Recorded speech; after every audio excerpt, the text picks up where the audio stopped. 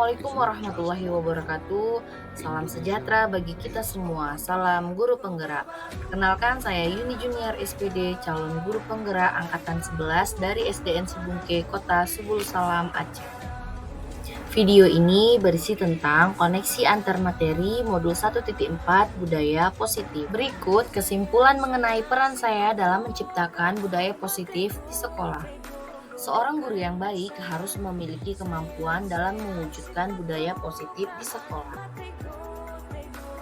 Budaya positif tersebut dapat dijalankan dengan menerapkan konsep-konsep inti seperti disiplin positif, memahami motivasi perilaku manusia berkaitan dengan hukuman dan penghargaan, posisi kontrol seorang guru, pembuatan keyakinan sekolah atau kelas, dan penerapan segitiga restitusi dalam penyelesaian masalah. Yang pertama, disiplin positif. Disiplin positif merupakan cara penerapan disiplin yang mengajarkan anak bertanggung jawab dan menumbuhkan kesadaran diri berdasarkan nilai-nilai kebajikan. Disiplin positif lebih ke arah disiplin diri yang dapat mengontrol diri dalam melakukan segala tindakan. Dengan disiplin positif juga dapat membuat murid memahami dan menyadari berdasarkan motivasi internal, bukan akibat paksaan, ujian, atau hukuman. Yang kedua, guru harus memahami motivasi perilaku manusia. Terdapat 3 motivasi perilaku manusia, di antaranya yang pertama untuk menghindari ketidaknyamanan atau hukuman, yang kedua untuk mendapatkan imbalan atau penghargaan dari orang lain, yang ketiga untuk menjadi orang yang mereka inginkan dan menghargai diri sendiri dengan nilai-nilai yang mereka percaya. Yang ketiga, posisi kontrol seorang guru. Terdapat 5 posisi kontrol seorang guru. Yang pertama, guru sebagai penghukum. Yang kedua, guru sebagai pembuat merasa bersalah.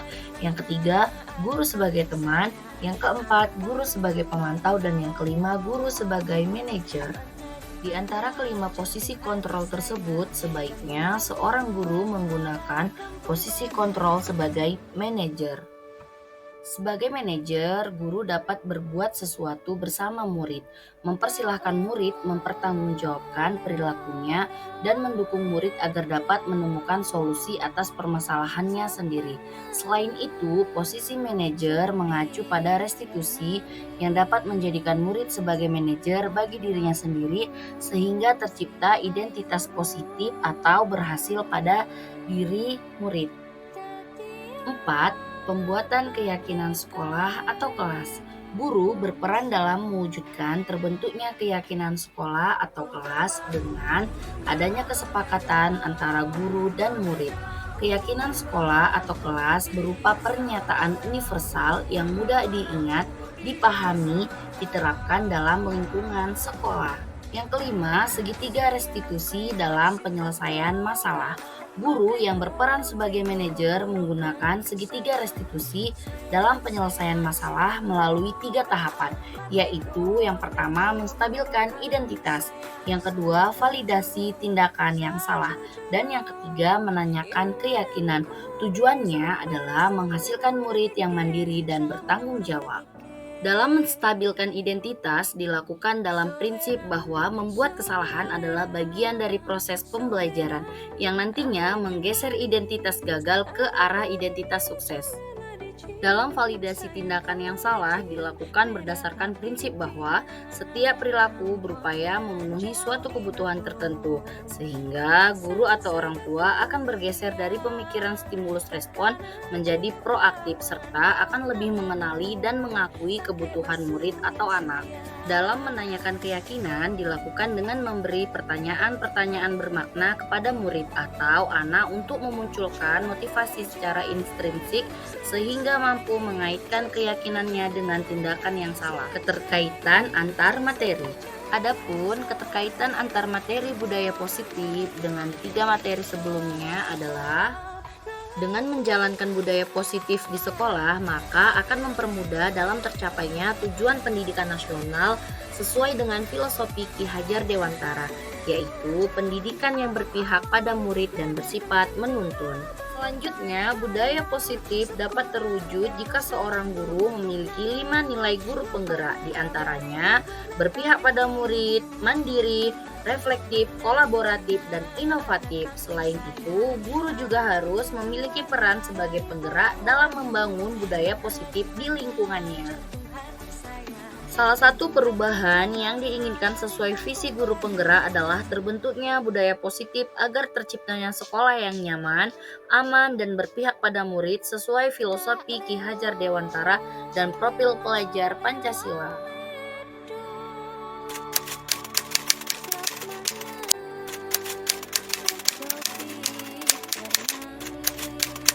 Saya sudah memahami konsep-konsep inti dalam modul budaya positif berkaitan dengan disiplin positif, teori kontrol, teori motivasi, hukuman dan penghargaan, posisi kontrol guru, kebutuhan dasar manusia, keyakinan kelas, dan segitiga restitusi.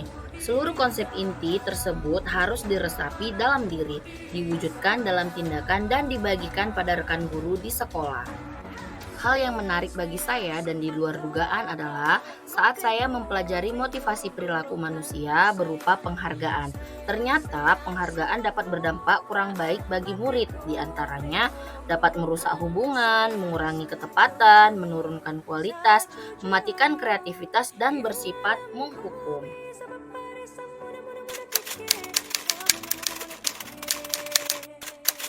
Perubahan yang terjadi adalah saya menyadari posisi kontrol yang biasa saya lakukan adalah sebagai penghukum dan pemantau, seharusnya sebagai manajer dengan cara menangani masalah dengan menggunakan segitiga restitusi.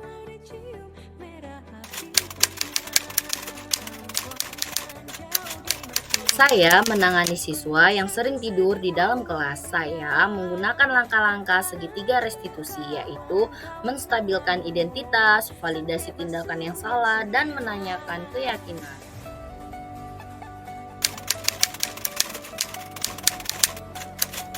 Perasaan saya sangat termotivasi untuk terus memperbaiki diri sesuai dengan nilai-nilai budaya positif di sekolah.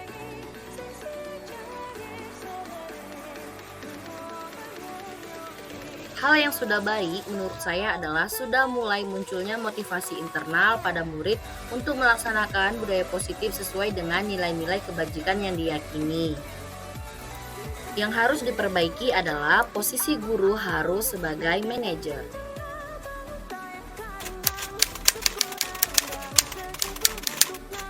Sebelum mempelajari modul ini, posisi kontrol saya sebagai penghukum dan pemantau. Perasaan saya saat itu, saya merasa bersalah karena harus memberikan hukuman atau konsekuensi jika anak berbuat kesalahan.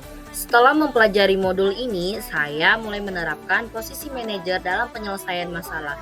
Perasaan saya menjadi sangat tenang dan saya mulai menyadari pentingnya komunikasi yang efektif untuk menumbuhkan rasa tanggung jawab pada diri murid.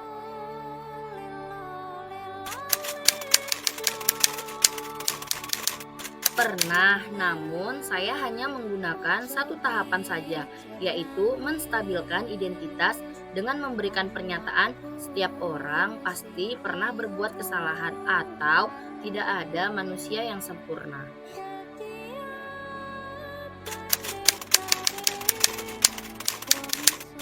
Hal lain yang penting dipelajari dalam proses menciptakan budaya positif adalah melakukan kolaborasi antara sekolah dan orang tua murid, agar budaya positif ini jangan hanya dilakukan di kelas atau di sekolah saja, namun juga di rumah agar menjadi suatu kebiasaan atau karakter saat berada di lingkungan sekolah atau di lingkungan dimanapun.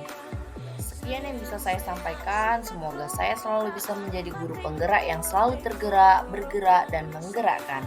Terima kasih. Wassalamualaikum warahmatullahi wabarakatuh.